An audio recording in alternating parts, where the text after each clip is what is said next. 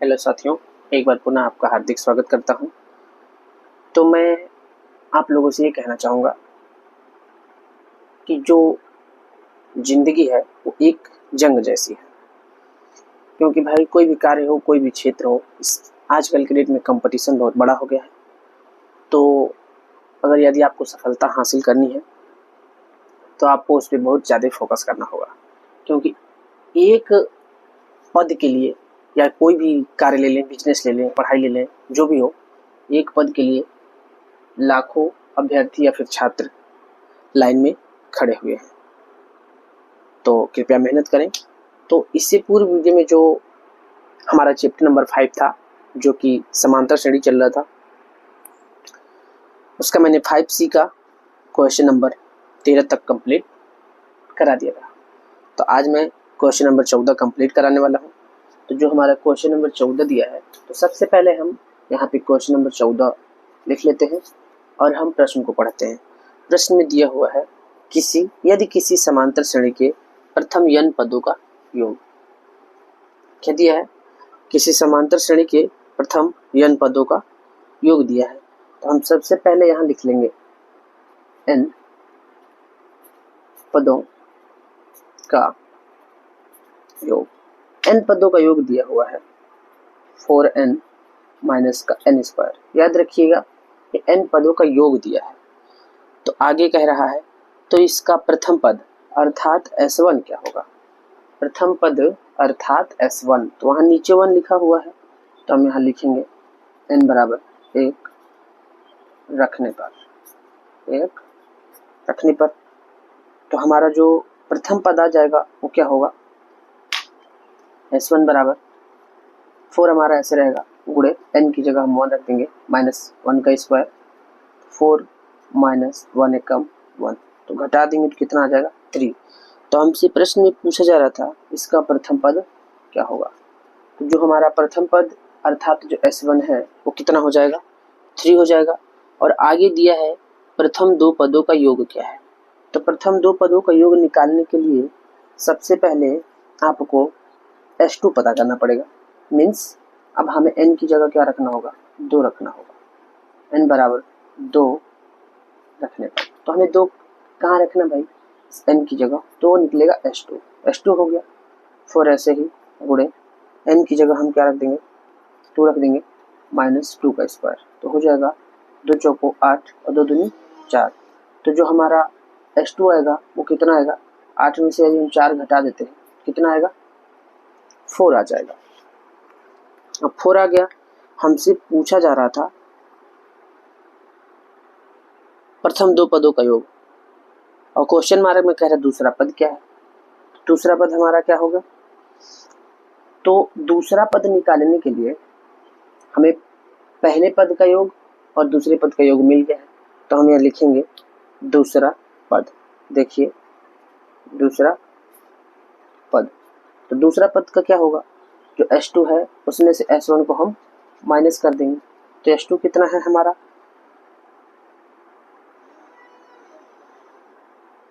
S2 है 4 और S1 जो आया है, सॉरी जो हमारा S1 था वो कितना था? 3। तो हम इसे अगर घटा देंगे तो कितना हो जाएगा? 1। तो जो हमारा दूसरा पद है वो क्या होगा? 1 हो जाएगा। ठीक इसी प्रकार से प्रश्न में पूछा जा रहा था प्रथम दो पदों का योग, तो हम लिखेंगे प्रथम दो पदों का योग। तो प्रथम दो पद, तो जो हमारा प्रथम पद है वो 3 दिया हुआ है, तो हम 3 लिख लेंगे, और प्लस जो हमारा दूसरा पद आया है वो कितना है? 1 है। तो हमारा जो प्रथम दो पदों का योग होगा वो क्या हो जाएगा? 4 हो जाएगा। ठीक इसी प्रकार से आगे प्रश्न में कह रहा है इसी प्रकार तीसरा पद क्या होगा। तो तीसरा पद निकालने के लिए, तीसरा पद हमें बताने के लिए पहले यहाँ पे हमें S3 पता करना होगा, तो हम रखेंगे n बराबर 3 रखने पर। तो n बराबर जब हम 3 रखेंगे तो हो जाएगा S3 बराबर, यहाँ क्वेश्चन हमारा है इसमें रखेंगे यहाँ पे जो दिया हुआ है 4 गुणे n का मान 3 और माइनस 3 का स्क्वायर, तो 4 3 12 माइनस 3 3 का 9, कितना आएगा? 3 आएगा। अब हमसे पूछा जा रहा था तीसरा पद, तो हम निकालेंगे तीसरा पद। तीसरा पद निकालने के लिए जो h3 है, इस h3 में से h2 को क्या करेंगे, माइनस कर देंगे। h3 माइनस h2, h3 का मान 3 है और h2 का मान क्या आया है भाई, 4 आया है। तो घटाएंगे तो कितना आएगा, माइनस का 1। तो जो हमारा तीसरा पद निकल के आएगा वो कितना हो जाएगा, माइनस का 1। अब तीसरा पद के बाद हमसे पूछ रहा है 10वां पद बता दीजिए। तो 10वां पद निकालने के लिए सबसे पहले आपको S9 भी पता करना होगा और S10 भी पता करना होगा। तो हम यहाँ लिखेंगे n बराबर 9 रखने पर आप लिख लीजिएगा। तो S9 क्या होगा, 4 ऐसे ही गुणे n का मान 9 है और माइनस 9 का स्क्वायर। तो 9 चौक 36 हो जाएगा, माइनस 9 9 81। यदि हम 36 में से 81 घटा देते हैं तो बच जाएगा माइनस का 45। तो ये हमारा 9वां पद हो गया। अब यहाँ से हमें 10वां पद भी निकालना है। तो पहले S10 पता करना है। तो n बराबर क्या रखेंगे, 10। तो S10 बराबर 4 ऐसे ही गुणे n की जगह 10 माइनस 10 का स्क्वायर। तो 40 माइनस कितना हो गया, 100। तो जो S10 आया वो कितना आ गया, 60 आ गया। अब हमें यहाँ से बताना है 10वां पद। तो 10वां पद निकालने के लिए क्या करेंगे, S10 से S9 को माइनस कर देंगे। तो S10 का मान है माइनस का 60 माइनस S9 का मान निकला माइनस का 45। तो माइनस माइनस क्या हो जाएगा, प्लस। तो घटा देंगे तो कितना बचेगा, माइनस का 15। तो जो हमारा 10वां पद आएगा वो कितना आएगा, माइनस का 15। और अब फिर से प्रश्न में हमसे दोबारा जो पूछा जा रहा है उसमें कह रहा है nवां पद बताइए। तो nवां पद, जैसे 10वां पद बताने के लिए हमें 9वें पद की जरूरत पड़ रही है, ठीक उसी प्रकार से n, जैसे 10वां पद निकाल रहे हैं तो 10 में 1 घटा के तब तो 9 आ रहा है, तो n में 1 घटाएंगे तो क्या हो जाएगा, n माइनस 1। सबसे पहले हम जो हमारा है वो nवां पद क्या है, 4n माइनस 4n स्क्वायर, वो हमारा क्वेश्चन ही था। अब हमें यहाँ पे हमारा क्या था, n बराबर n था। अब हम 1 माइनस करेंगे, n माइनस 1। तो n की जगह हम क्या रख देंगे, n माइनस 1। तो देखिए s n माइनस 1 तो हो जाएगा 4 ऐसे ही n माइनस 1 और यहाँ n माइनस 1 का होल स्क्वायर। ये यहाँ पे 4 नहीं था। तो अगर हम इसे हल करें तो क्या आ जाएगा, 4 का n में गुणा करेंगे, या फिर हम ऐसे करें n माइनस 1 कामन ले लेते हैं, थोड़ा सा आसान लग जाएगा। n माइनस 1 कामन लेंगे तो बचेगा 4 और माइनस n माइनस 1 दो बार था। तो n माइनस 1 ऐसे ही 4 माइनस n बाहर माइनस अंदर का चिन्ह बदल जाएगा 1। तो n माइनस 1 ऐसे ही, अगर हम 4 में 1 जोड़ देते हैं कितना हो जाएगा, 5 माइनस का n। अब हम इसे हल कर लेंगे तो ये हो जाएगा 5n माइनस का n स्क्वायर माइनस 5 और प्लस का 5n। तो सबसे पहले हम माइनस वाला लिख लेंगे तो हो जाएगा माइनस का n square 5n n square, sorry यहाँ 5 नहीं, n 1 कम n है, 5 में 1 जोड़ देंगे तो कितना हो जाएगा 6n और माइनस का 5। इतना पता चल गया। अब हमें यहाँ से क्या बताना है, nवां पद बताना है। तो देखिए nवां पद बता देते हैं, nवां पद। तो nवां पद बताने के लिए क्या करेंगे, जो Sn है उसमें से हम s माइनस 1 को लेस कर देंगे। तो जो हमारा Sn था वो था 4n माइनस का n स्क्वायर, और जो Sn माइनस 1 आया है वो आया है माइनस का n स्क्वायर प्लस का 6n प्लस का 5। प्लस का 5 नहीं है, सॉरी, देखिए यहाँ पे माइनस का 5 लिखा हुआ है, मिस्टेक हो गया थोड़ा सा। 4n माइनस का n square minus minus plus n square, बाहर माइनस अंदर का चिन्ह बदलेगा, माइनस का 6n प्लस का 5। n स्क्वायर से n स्क्वायर कट गया, घटाएंगे तो आएगा माइनस का 2n प्लस का 5। तो यहाँ जो हमारा nवां पद आएगा इसको हम सही से लिख दें तो 5 माइनस का 2n। इस प्रकार जो हमारा क्वेश्चन नंबर 14 था वो कंप्लीट हो गया है। अब इसका जो नेक्स्ट क्वेश्चन है, क्वेश्चन नंबर क्या होगा, क्वेश्चन नंबर 15 होगा। तो आइए सबसे पहले हम प्रश्न संख्या लिख लेते हैं जो क्वेश्चन नंबर 15 है। तो इसमें दिया है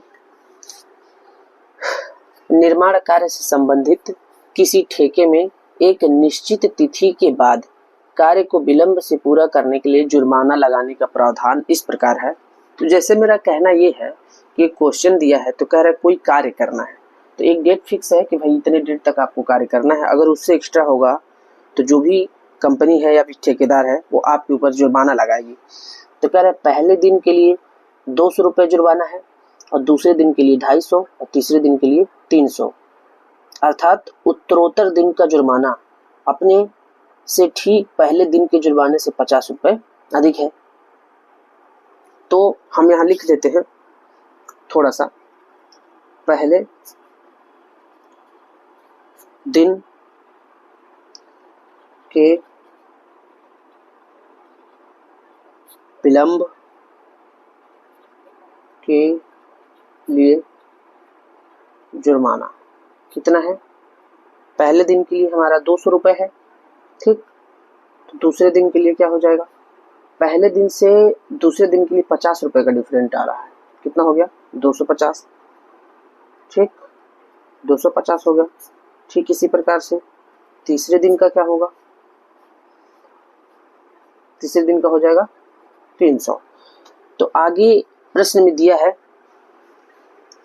एक ठेकेदार को जुर्माने के रूप में कितनी राशि अदा करनी पड़ेगी यदि वह इस कार्य को 30 दिन विलंब से करता है।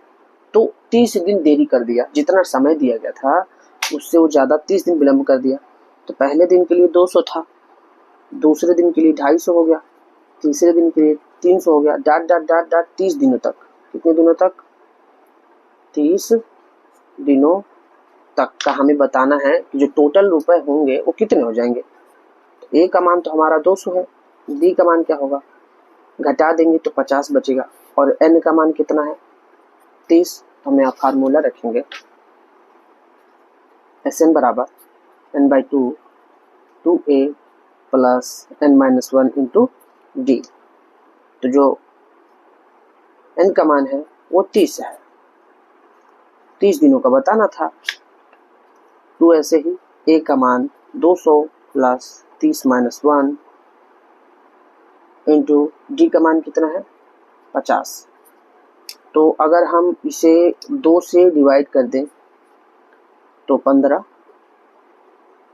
ये हो जाएगा 400 प्लस 29 गुणे 50। 30 में से एक घटेगा तो 29 ही आएगा, तो हमारा 15 तो ऐसे ही ये 15 है। 400 प्लस 29 और 50 का गुणा करना है तो हम डायरेक्ट लिख दें, फिर बता दें 5 लौ 45 का 5 हासिल 4, 5 दूनी 10 4 14 1 0। तो 15 यहाँ पे गुणे का चिन्ह है, ये दोनों जुड़ जाएगा, तो जुड़ेगा तो हो जाएगा 1850। अब गुणा कर देते हैं, 15 पच्चीस 75 का 5 हासिल 7, 15 8 120, 120 और 7 27 हासिल 12, 15 एक कम 15, 15 और 12 कितना हो जाएगा 27, 1 0 बचा। तो जो ठेकेदार है उसको 30 दिन विलंब होने के लिए कितने रुपए देने पड़ेंगे, 27,750 रुपए फाइन के रूप में देना होगा। फाइन का मतलब जो जुर्माना हुआ। अब इसका जो अगला क्वेश्चन है वो क्वेश्चन नंबर हमारा 16 होगा। तो जो क्वेश्चन नंबर 16 में कह रहा है वो दिया है किसी स्कूल के विद्यार्थियों को उनके समग्र शैक्षिक प्रदर्शन के लिए 7 नगद पुरस्कार देने के लिए 700 की राशि रखी गई। कोई विद्यालय है भाई, वहाँ कोई शैक्षिक समग्र शैक्षिक प्रदर्शन था, एक कोई एक्टिविटी थी या फिर कोई प्रोग्राम था, उसके लिए 7 नगद पुरस्कार देने थे। उसके लिए जो टोटल अमाउंट रखा गया, जो बैलेंस है वो 700 है। कह रहे यदि प्रत्येक पुरस्कार अपने पहले से ठीक पुरस्कार से 20 रुपये कम हो तो हमें प्रत्येक पुरस्कार का क्या बताना है, मान बताना है। तो अब हम यहाँ लिखें तो लिखेंगे माना प्रथम पुरस्कार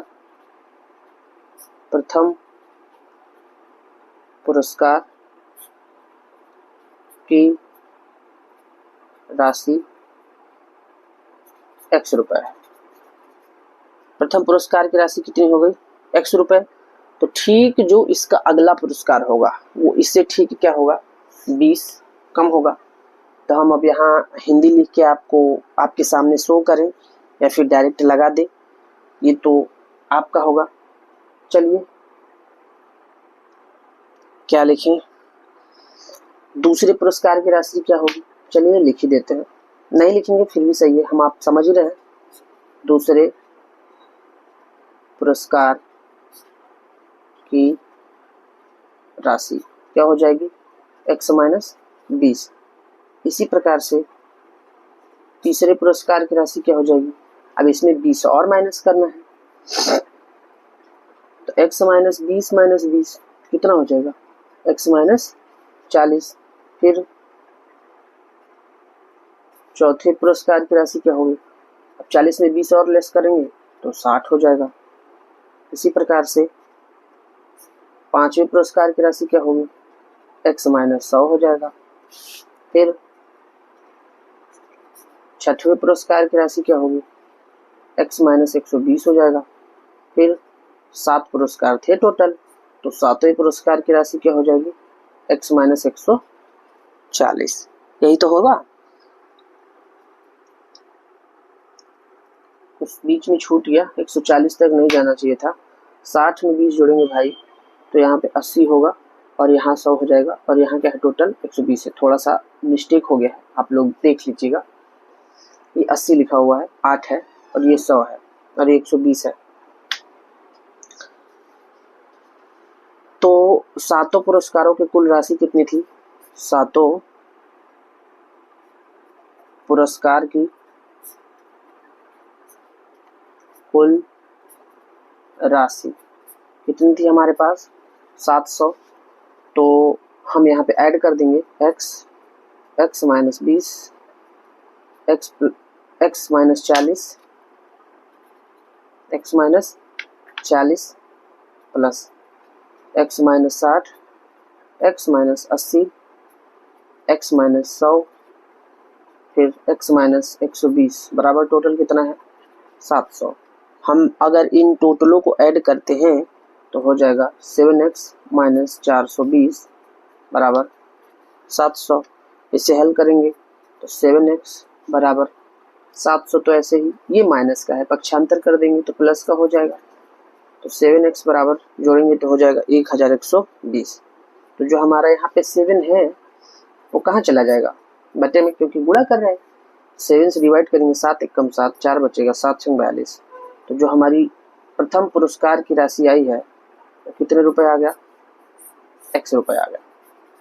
ठीक इसी प्रकार से टोटल क्या हो जाएगा, हम यहाँ लिख देते हैं, अतः प्रत्येक पुरस्कार की राशि क्या हो जाएगी,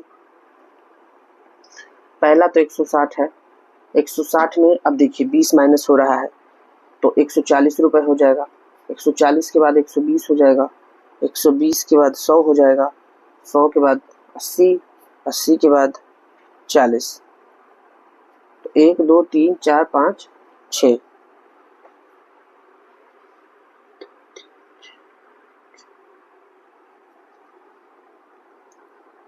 ठीक है। तो इस प्रकार जो राशियां थी हमें पता चल गई। ठीक, 140, 120, 100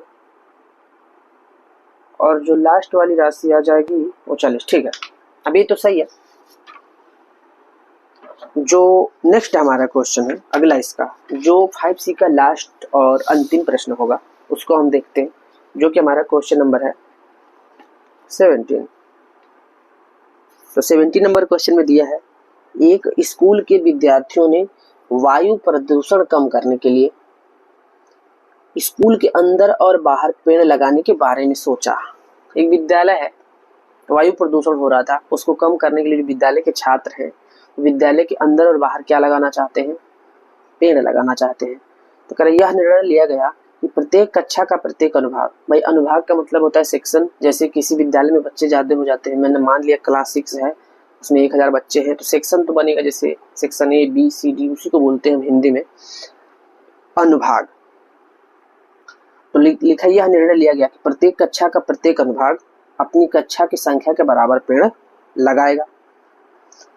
तो कह रहा है कक्षा फर्स्ट का 1 अनुभाग पेड़ लगाएगा,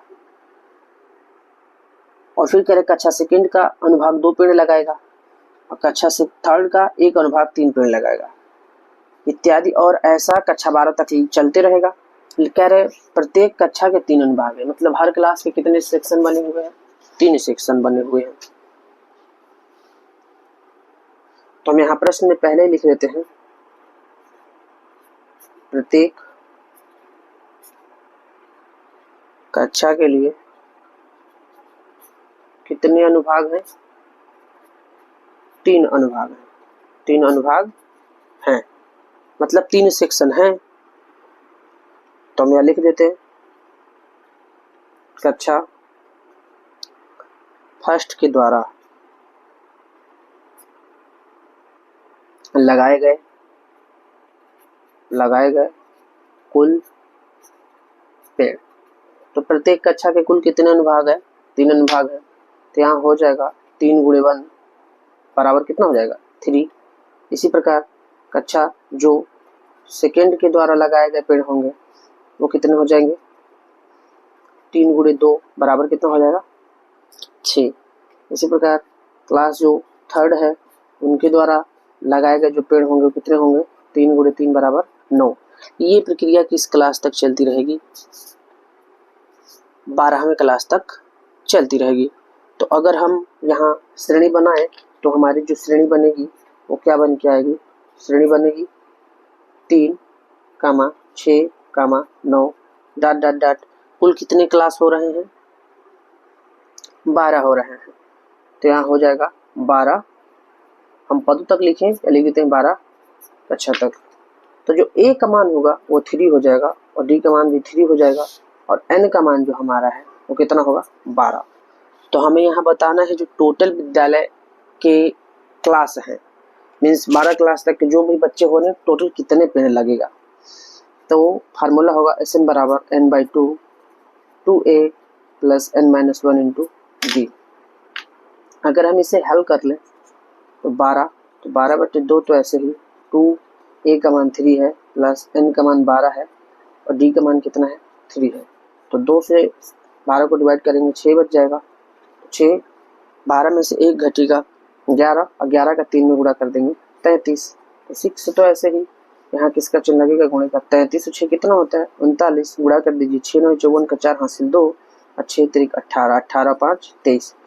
तो जो टोटल स्कूल के विद्यार्थियों द्वारा जो टोटल पेड़ लगाए जाएंगे वो कितने पेड़ लगाए जाएंगे 234 पेड़ लगाए जाएंगे। तो इस प्रकार जो हमारा 5C था वो कंप्लीट हो चुका है। तो आज के लिए बस इतना ही, फिर मिलेंगे नेक्स्ट वीडियो में।